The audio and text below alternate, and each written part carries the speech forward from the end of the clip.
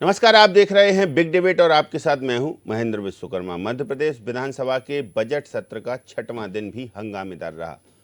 विपक्ष ने मंडला नक्सली एनकाउंटर मामले को लेकर सरकार को घेरा और फर्जी करार दिया। विपक्ष का सीधा आरोप है कि पुलिस ने अपना टारगेट पूरा करने के लिए एक आदिवासी की हत्या की है। मामले में बयानबाजी जारी है। हालांकि इसी बीच सरकार के मंत्रियों ने दावा किया कि यदि मृतक का नक्सली कनेक्शन नहीं मिला तो परिवार को 1 करोड़ सहायता राशि दी जाएगी। मामले में 11 बिंदुओं पर मजिस्ट्रेट जांच भी जारी है, ये कहना है मंत्रियों का।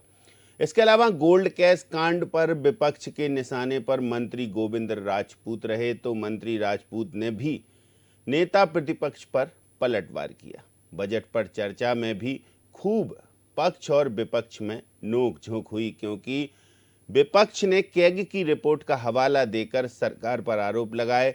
बजट में जो प्रावधान नहीं किए गए उनकी कमियां खामियां गिनाई। तो ओवरऑल कैसा रहा और इन मुद्दों को लेकर कितने सदन में गर्माहट रही, आज चर्चा इसी पर होगी।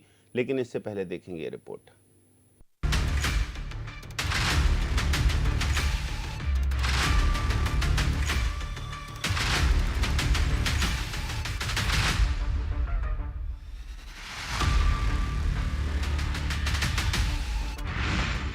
विधानसभा का 6वां दिन भी हंगामेदार। विपक्ष के निशाने पर रही सरकार। मंडला एनकाउंटर पर सियासी उबाल। बजट पर भी विपक्ष के तीखे सवाल। मध्य प्रदेश विधानसभा का बजट सत्र जारी है। विपक्ष यानी कांग्रेस के सदस्यों के तेवर गर्म हैं और विपक्ष सरकार को घेरने अपनी परफेक्ट रणनीति के साथ मौजूदगी दर्ज करा रहा है। मंगलवार को सत्र के 6ठे दिन विपक्ष ने कई मुद्दों को लेकर सदन के बाहर और भीतर सरकार के खिलाफ नारेबाजी और प्रदर्शन किया। मंडला एनकाउंटर में मारे गए आदिवासी के मामले में सरकार की ओर से मुआवजा देने को लेकर विपक्ष हमलावर रहा और पूरे नक्सली एनकाउंटर को पुलिस की सोची समझी साजिश कहा। इस मामले को कांग्रेस विधायक विक्रांत भूरिया ने ध्यान आकर्षण के माध्यम से उठाया। जवाब में कैबिनेट मंत्री कैलाश विजयवर्गीय ने कहा कि मंडला एनकाउंटर में नक्सली कनेक्शन नहीं मिला तो परिवार को 1 करोड़ रुपए सहायता राशि दी जाएगी। दोषी अधिकारियों के खिलाफ भी कार्रवाई की जाएगी। घटना पर मंत्री विजयवर्गीय का एक और बड़ा बयान सामने आया, जिसमें उन्होंने साफ कहा कि भोले भाले आदिवासियों को नक्सली बनाया जा रहा है। इससे पहले मंत्री नरेंद्र शिवाजी पटेल ने कहा कि घटना की 11 बिंदुओं पर मजिस्ट्रेट जांच चल रही है। जवानों ने पहले आत्मसमर्पण के लिए कहा था। आत्मसमर्पण करने के बजाय पुलिस पार्टी पर फायरिंग की गई। इसके बाद ही जवाबी एक्शन लिया गया। मंत्री के इस जवाब पर कांग्रेस विधायकों ने हंगामा शुरू कर दिया। सरकार के खिलाफ नारेबाजी की, फिर कार्रवाई से वॉकआउट कर गए। पूर्व सीएम कमलनाथ का भी बयान सामने आया। देखिए, सरकार से हमने मांग करी निर्दोष आदिवासी के लिए 1 करोड़ की नौकरी की। पहले ही इस प्रकार के फर्जी एनकाउंटर हुए, इसमें नौकरी दी गई। बालाघाट के अंदर भी जाम सिंह करके एक उसकी हत्या हुई थी। हम सरकार से मांग कर रहे हैं कि बार बार ऐसे क्यों हो रहे। इसमें हाईकोर्ट के जज से, रिटायर्ड जज से जांच कराना चाहिए। और जब बात निर्दोष आदिवासी की बात है, जो 10 लाख रुपए दे चुके मुख्यमंत्री सहायता से, तो अब सरकार कहती है नक्सलाइट है कि नहीं है, इसकी जांच कराएंगे। तो मतलब आपने जो 10 लाख रुपए दिए, क्या निर्दोष आदिवासी को नहीं दिए, क्या किसी नक्सलाइट को दिए?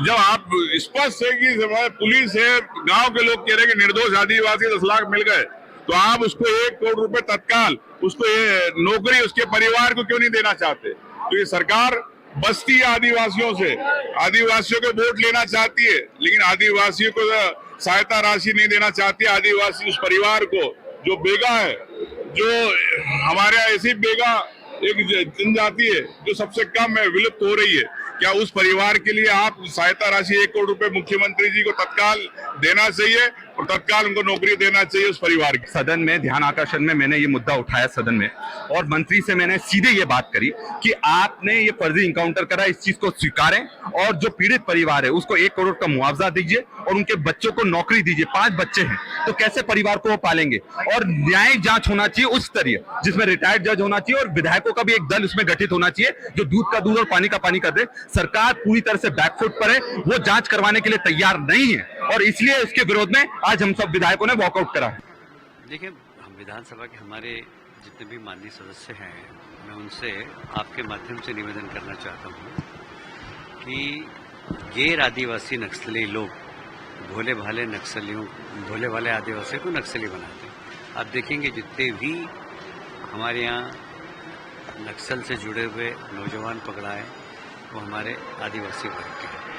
वो मूलतः नक्सली नहीं है, पर ये हमारे प्रदेश के बाहर के गैर आदिवासी नक्सलवादी लोग उनको भड़का कर उनके भोलेपन का फायदा उठाकर नक्सली बनाते हैं। ये अगर नेता हैं तो कम से कम उनको नक्सली बनाने से रोके, इनकी जवाबदारी है। आदिवासी भाइयों के नाम पे नेतागिरी तो करते हैं, पर आदिवासी भाइयों के जीवन के अंदर जो जहर घोल रहे हैं उनसे उनको बचाने का काम नहीं करते हैं। और यहाँ पर सब खड़े हो गए। मेरा ऐसा मानना है कि सरकार आदिवासी भाइयों के साथ है, कभी किसी के साथ कभी पक्षपात नहीं होने देगी। हमने आज सदन में घोषणा की है कि यदि वह आदिवासी कनेक्शन नहीं मिलेगा तो उसको 1 करोड़ रुपये की राशि भी देंगे और उसके परिवार को मदद भी करेंगे और जो दोषी अधिकारी होगा उसके खिलाफ कार्रवाई भी करेंगे। बरसों उसको इस देश पर राज करने के लिए जनता ने अवसर प्रदान किया, तब वो काम कोई कर नहीं पाए। आज समाज को विभिन्न वर्गों में बांटकर भांति भांति की बातें वो करते हैं।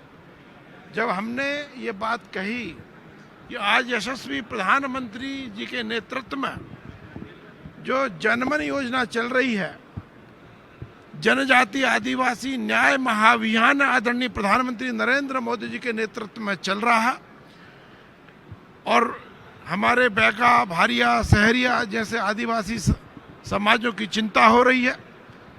धरती आबा नाम से योजना चल रही है। आदिवासी क्षेत्रों में प्रत्येक परिवार को प्रत्येक हितग्राही मूलक योजना का लाभ मिले और प्रत्येक ग्राम उनका विकसित बने, इसकी दिशा में काम हो रहा है। लेकिन कांग्रेस केवल हंगामा करना चाहती है।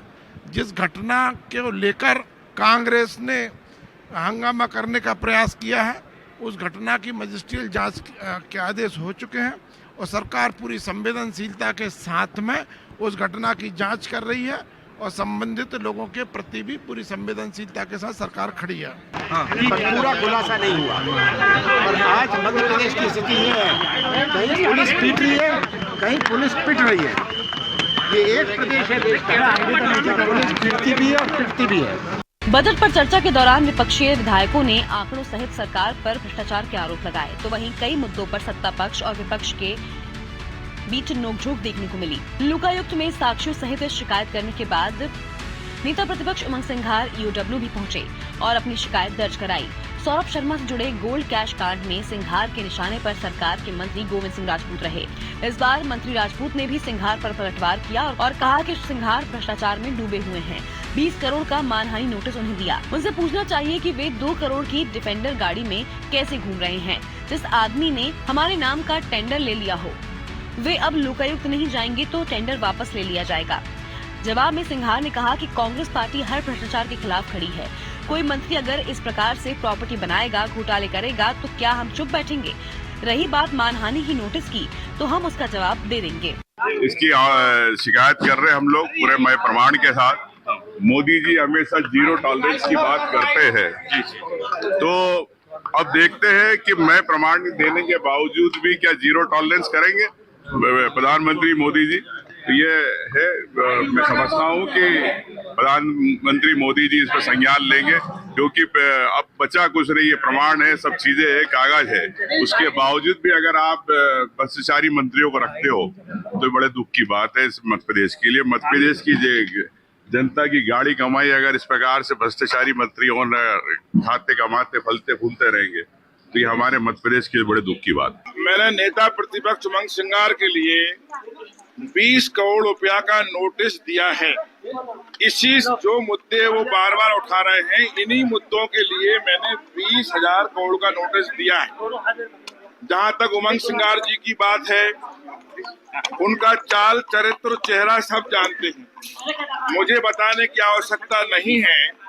पहले भी वो कांग्रेस के वरिष्ठ नेता दिग्विजय सिंह जी पर भी कई आरोप उन्होंने लगाए, क्योंकि उमंग सिंघार जी भ्रष्टाचार में गले तक डूबे हुए हैं। उन पर शराब माफिया, रेत माफिया, जैसे कई आरोप हैं। उमंग सिंगार जी से पूछना चाहिए कि वो 2 करोड़ की डिफेंडर गाड़ी में कहां से ढूंढते हैं, किसकी है, ये भी जांच का प्रश्न है।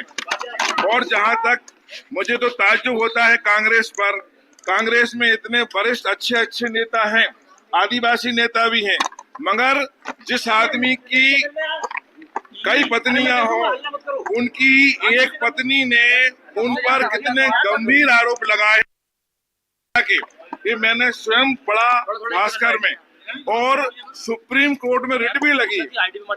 तो जिसका चाल चरित्र चेहरा ना हो, जिस आदमी ने हमारे विरुद्ध में सुपारी ले ली हो, सुपारी किससे ली? ये सुपारी देने वाला व्यक्ति कौन है, सब जानते हो आप लोग। कुल मिलाकर विधानसभा के बजट सत्र के हर दिन विपक्ष के सदस्य अलग अलग मुद्दों को लेकर सरकार को घेर रहे हैं।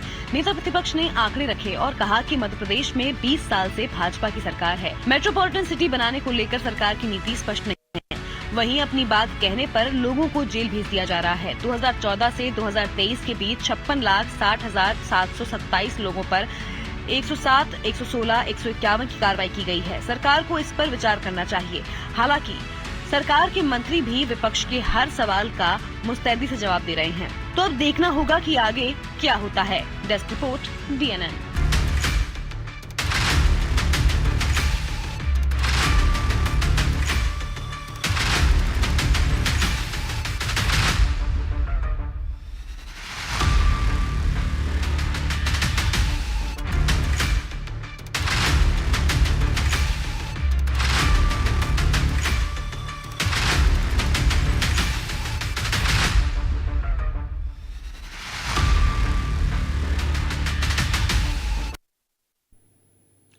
तो चलिए चर्चा शुरू करते हैं, क्योंकि कार्रवाई और बयानों ने ही काफ़ी समय ले लिया। फिर भी हमारे साथ जुड़े हैं कुछ खास पैनलिस्ट, परिचय आपसे करवाते हैं। हमारे साथ जुड़े हुए हैं रवि वर्मा जी, जो कांग्रेस के प्रदेश प्रवक्ता हैं, पंकज चतुर्वेदी जी, जो भारतीय जनता पार्टी के प्रदेश प्रवक्ता हैं, वरिष्ठ नेता हैं, और देवदत्त दुबे जी, वरिष्ठ पत्रकार हैं। आप तीनों का बहुत स्वागत है। तो पंकज चतुर्वेदी जी, विपक्ष तो हमलावर है ही, सरकार बैकफुट पर आ गई है एनकाउंटर मामले में, क्योंकि विपक्ष लगातार आरोप लगा रहा है कि नक्सली बताकर आदिवासी की हत्या की गई है, कार्रवाई हो। सरकार 2 दिन पहले तक स्टैंड लिए थी कि नक्सली, लेकिन अब बीच का रास्ता अपना रही है और उसके बाद तमाम सारे आरोप लगा रहे हैं। उमंग सिंगार गोविंद सिंह राजपूत को घेर रहे हैं, कभी EOW जाते हैं तो कभी लोकायुक्त, और इसके अलावा जो बाकी के बयान दे रहे हैं कांग्रेस के नेता, एक पर एक धड़ाधड़ आरोप, चाहे बजट की बात हो या फिर विकास की बात हो। देखिए महेंद्र जी, मेरा बड़ा विनम्र आग्रह है कि आरोप लगाना बहुत सरल राजनीतिक प्रक्रिया है, और कांग्रेस पार्टी पिछले 20-22 सालों से इसी प्रक्रिया में महारत हासिल कर चुकी है। राष्ट्रीय स्तर पर, प्रादेशिक स्तर पर उनका काम आरोप लगाने का है। और जहां तक मंत्री गोविंद राजपूत जी पर नेता प्रतिपक्ष जी के आरोपों का विषय है, तो मंत्री गोविंद राजपूत जी ने 20 करोड़ का मानहानि का नोटिस नेता प्रतिपक्ष को दिया है। स्वयं श्रीमान उमंग सिंगार जी नेता प्रतिपक्ष का व्यक्तिगत चरित्र, राजनीतिक चरित्र, आचरण व्यवहार सबके सामने है। जिनकी स्वयं की धर्मपत्नी ने उनके विरुद्ध उनकी पूर्व महिला मित्र की हत्या की आशंका के आरोप को लेकर सुप्रीम कोर्ट में याचिका लगाई हो, जिनके बारे में माताओं बहनों के प्रति अपमान के प्रकरण पंजीबद्ध हो, जिनके ऊपर इस बात का संदेह हो कि उनके निवास पर किसी महिला की, जो उनकी कथित रूप से लिव इन पार्टनर थी, उनकी हत्या हुई हो, जिनका दिग्विजय सिंह से लेकर से राजनीतिक झगड़ा सबके सामने हो, तो ऐसा व्यक्ति जिनके चरित्र को लेकर समाज में चर्चा हो और उनके घर से उनकी पत्नी स्वयं आरोप लगाए उनके चरित्र को लेकर, तो ऐसा व्यक्ति यदि सरकार के मंत्री के चरित्र की बात करता है तो हास्यास्पद लगता है। जहां तक मंडला का विषय महेंद्र जी, तो सारा विषय जांच का है। कांग्रेस के आरोप के आधार, उनकी प्रामाणिकता कितनी सत्य है कितनी असत्य, इसकी पुष्टि होना बाकी है। और जहां तक आदिवासी वर्ग का विषय है, तो भारतीय जनता पार्टी को कांग्रेस के प्राण पत्र की आवश्यकता नहीं है। हम पहले भी इस आदिवासी वर्ग के साथ थे, हैं और रहेंगे, और जिनके प्रति न्याय की प्रतिबद्धता भारतीय जनता पार्टी सरकारों की, संगठन की हो, उस आदिवासी वर्ग के प्रति अन्याय की तो हम कल्पना भी नहीं कर सकते। तो भारतीय जनता पार्टी के राज में संभव ही नहीं कि अन्याय जैसा विषय हो, और यदि किसी प्रकार की कोई त्रुटि कमी है तो स्वयं माननीय मुख्यमंत्री जी विषय को गंभीरता से देख रहे हैं। पूरी नजर हमारी है, निश्चिंत रहे, न्याय होगा। ठीक। तो रवि वर्मा जी क्या कहेंगे, न्याय होगा? मुख्यमंत्री जी पूरी घटनाओं को देख रहे हैं, मॉनिटरिंग कर रहे हैं, बाकी भारतीय जनता पार्टी की सरकार में सब कुछ फेयर एंड क्लीन होता है। देखिए, जिस तरह का फेयर और क्लीन है वो सब कुछ पब्लिक डोमेन में है। आप सब पत्रकार साथी इस चीज को कवर करने वाले हैं कि मध्य प्रदेश आज गुंडे माफिया का गढ़ बन चुका है। गढ़ ही नहीं, राजधानी बन गई है। ऐसा कोई जिला अछूता नहीं है जहां जिस तरीके से गुंडे अपराधियों का जो अपराध है वो सड़ चढ़कर बोल रहा है। आज किस तरीके से पुलिस प्रशासन के लोगों की हत्या की जा रही है, तो कहीं पुलिस प्रशासन के ही लोग आदिवासियों को नक्सली बताकर हत्या कर दे रहे हैं। एक गैर जिम्मेदार मुख्यमंत्री, एक गैर जिम्मेदार गृह मंत्री की असफलता के चलते आज मध्य प्रदेश अपराध का गढ़ बढ़ चुका है। और किस तरीके से, किस बेशर्मी के साथ उनके, मैं आज सदन में था, मैं देख भी रहा था, आप भी थे, मैंने दर्शक हृदय में देखा कि किस तरीके से सरकार अपनी नाक को बचाने का प्रयास कर रही थी, जो नाक कट चुकी है पूरे मध्य प्रदेश में, इस देश में, कि सरकार के मुख्यमंत्री आज एक नक्सली बताकर उनका प्रशासन हत्या कर दे रहा है। तो ये बहुत ही दुख की बात है। प्रशासन के लोग सुरक्षित नहीं है मध्य प्रदेश में, तो ये सब देखने को मिल रहा है। आखिर कुर्सी का मोह कितना खतरनाक है आज भारतीय जनता पार्टी के लोगों का। कैग की रिपोर्ट आई है, कैग की रिपोर्ट कोई हमारे घर से तो बनी नहीं है कि किसी कांग्रेस के नेता ने बना दी। क्या बात करते हैं भाजपा के प्रवक्ता, कम से कम थोड़ा उस पर तो सही ढंग की बातें करें कि किस तरह की पैसों की लूट हुई है, सगे संबंधियों के नाम आ रहे हैं, सगे संबंधियों के को बांटा गया, किस तरीके का भ्रष्टाचार किया गया, और ये दूसरों पे तोहमत लगा रहे हैं, दूसरों के चाल चरित्र की बातें कर रहे हैं। जो लोग 2 पैक बना के पीने की बात कर रहे हैं, ठीक, उनकी बातों पे कौन एतबार करेगा, कौन भरोसा करेगा? जो सरेआम 2 पैक पीने की बातें कर रहे हैं। पंकज जी तो कह रहे हैं कि 20 करोड़ की मानहानि का नोटिस दिया है उमंग सिंगार जी को। महेश जी, हमारे नेता प्रतिपक्ष और उप नेता प्रतिपक्ष ने कहा है मानहानि से कोई डरने वाला नहीं है। मैं सबूत के साथ आए, जिस तरीके से मैं सबूतों के साथ आज हमारे नेता प्रतिपक्ष लड़ रहे हैं, और उन्होंने कहा है कि मैं समय समय पर उनके इलाज के लिए पूरा प्रबंधन करवाऊंगा, और मैं सबूतों के साथ वो आ रहे हैं। नोट शीट का जो हवाला दिया है, नोट शीट भी आज मार्केट में आ गई है कि सौरभ शर्मा की नौकरी कैसे लगी। तो ये सब चीजें हैं कि सरकार की नाक किस तरीके से कट चुकी है। भारतीय जनता पार्टी के नेता गले गले में डूबे हैं भ्रष्टाचार में। आज सदन में उनको कोई जवाब देते नहीं बन रहा है।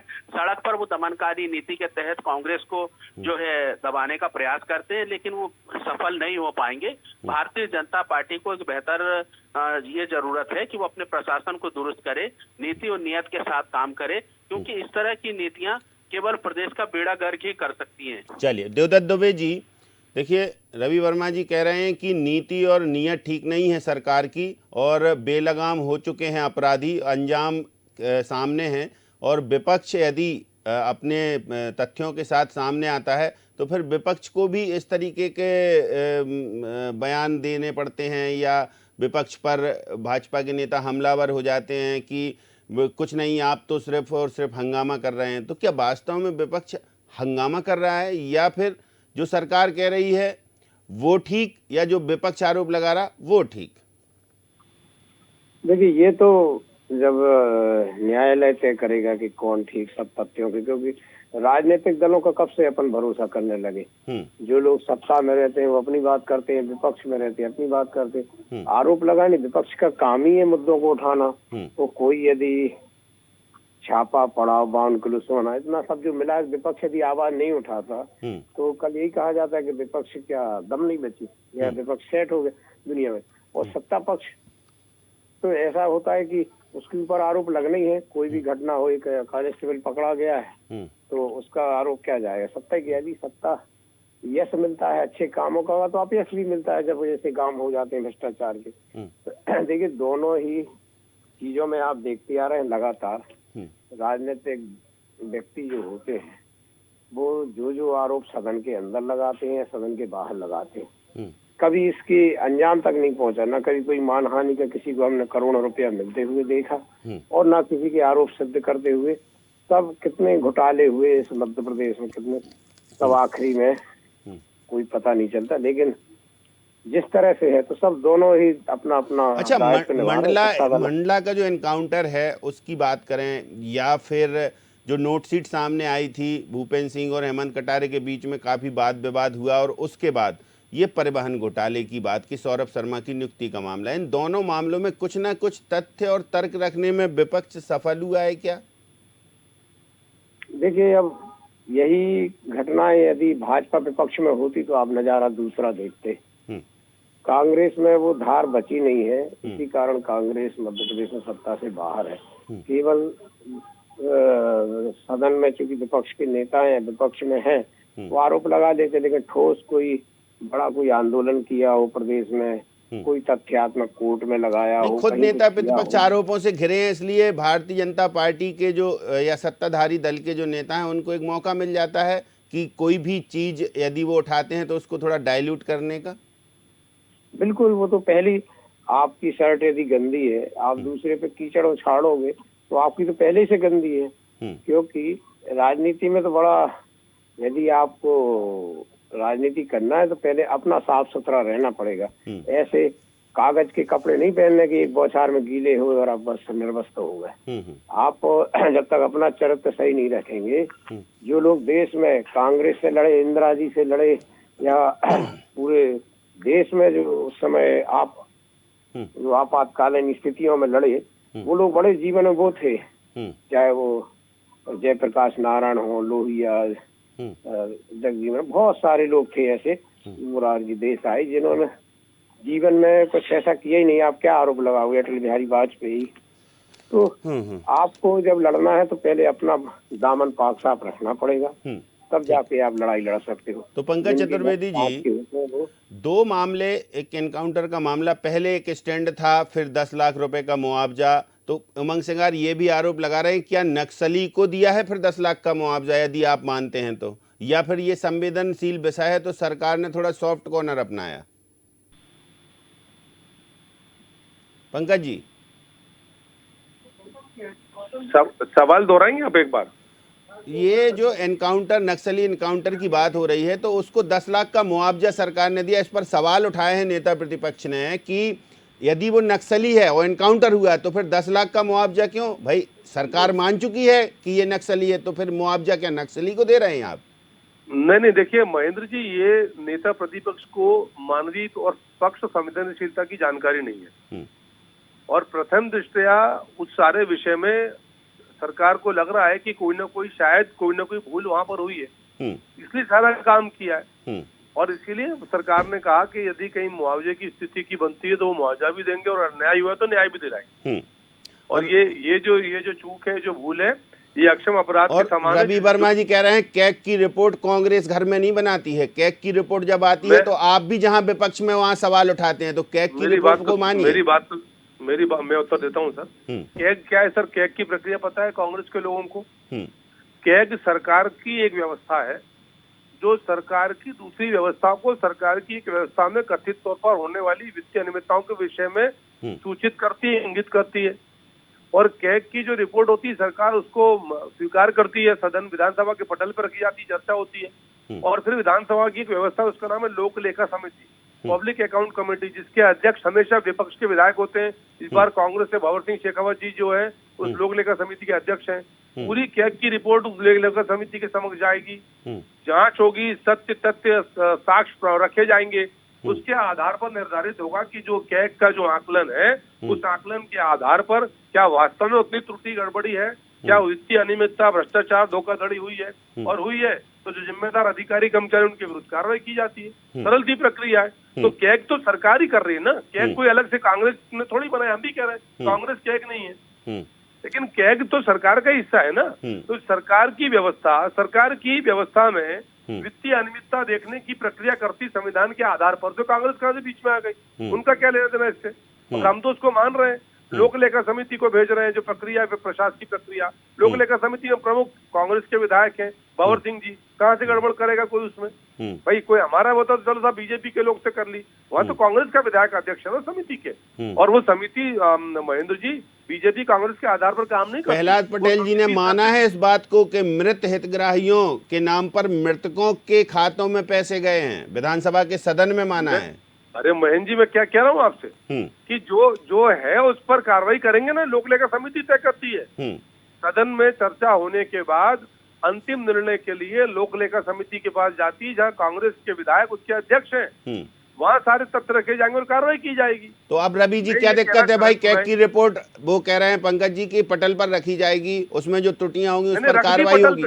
हाँ मतलब रख चुकी है। अब चूंकि जो पुरानी रिपोर्ट की बात हो रही है, अभी नई रिपोर्ट की बात नहीं हो रही है, बात तो आप पुरानी की बात कर रहे हैं। तो रवि जी अगर मान लीजिए आप कुछ आंकड़े निकाल रहे हैं तो फिर क्या, तो ये सीएजी की जो रिपोर्ट है इसके आंकड़े आते हैं देवदत्त जी, और आंकड़ों पर पंकज जी कह रहे हैं कि ठीक है ना, वो लोग जो समिति के पास जाते हैं, जो समिति होती है उसमें कांग्रेस के विधायक यदि उसके प्रतिनिधित्व करते हैं तो ठीक है भाई, यदि कमियां खामियां तो संबंधित पर कार्रवाई होगी। और यही बात मंत्री कह रहे हैं सरकार के, तो अब कांग्रेस फिर हो हंगामा क्यों कर रही है देवदत्त जी?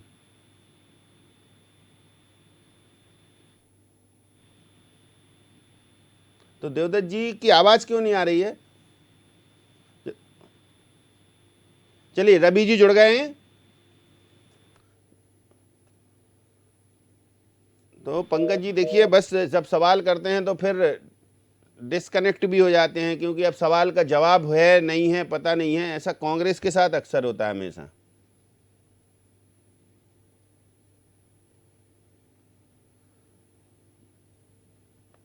थोड़ा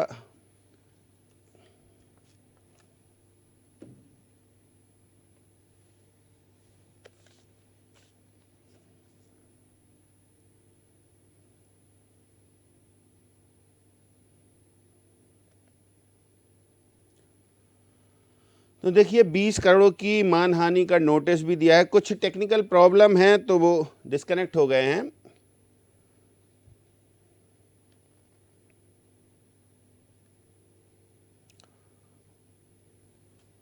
बात वही है कि जो विपक्ष है वो लगातार हंगामा कर रहा है। पंकज जी ने बोला है कि जो सीएजी की रिपोर्ट है वही वो जब पटल पर रखने के बाद समिति के पास जाती है, निर्णय करती है, सरकार की व्यवस्था के अनुसार कार्रवाई होती है। तो रवि जी आप कह रहे हैं कि लगातार हंगामा उस पर कर रहे हैं, पंकज जी कह रहे हैं कि भाई कार्रवाई होगी ना दोषियों पर, मंत्री भी मान रहे हैं कि ठीक है भाई कुछ गड़बड़ियां हुई हैं, लेकिन ये व्यवस्था है, ये सरकार की व्यवस्था है।